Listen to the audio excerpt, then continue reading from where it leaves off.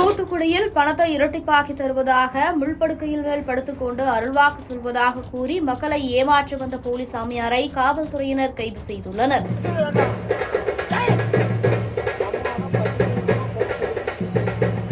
முள்படுக்கையின் மேல் படுத்துக்கொண்டு அருள் கூறுவதாக வித்தை காட்டிக் கொண்டிருக்கும் இவர்தான் தூத்துக்குடி மாவட்டம் எட்டயபுரம் அருகே உள்ள புங்கவர்ணத்தம் பகுதியைச் சேர்ந்த போலீஸ் சாமியார் பாலசுப்ரமணியன்.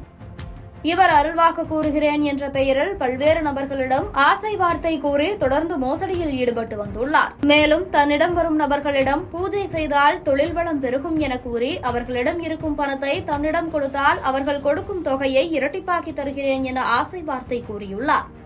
அவரின் ஆசை வார்த்தையை நம்பி பலர் இவரிடம் பணம் கொடுத்து ஏமாந்துள்ளனர்.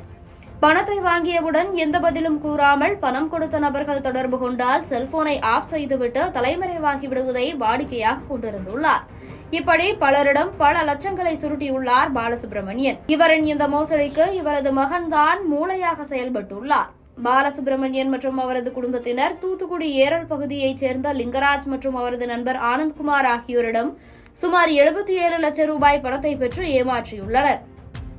இந்த பணத்தை திருப்பி கேட்டால் பாலசுப்ரமணியம் மற்றும் அவரது மகன் ஐயாதுரை ஆகியோர் போனை சுவிட்ச் ஆஃப் செய்துவிட்டு குடும்பத்துடன் தலைமறைவாகியுள்ளனர்.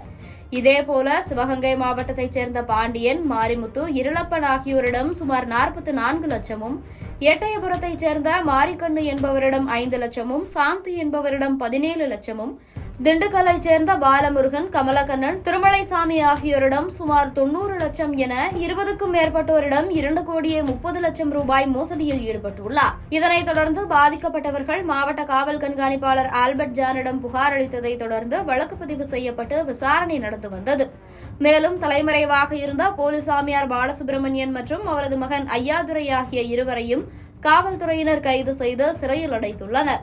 முள்படுக்கையில் படுத்துக்கொண்டு குறி சொல்வதாக கூறி மக்களிடம் கோடிக்கணக்கில் பணம் சுருட்டிய இந்த மோசடி தொடர்பாக காவல்துறையினர் தொடர்ந்து விசாரணை நடத்தி வருகின்றனர்.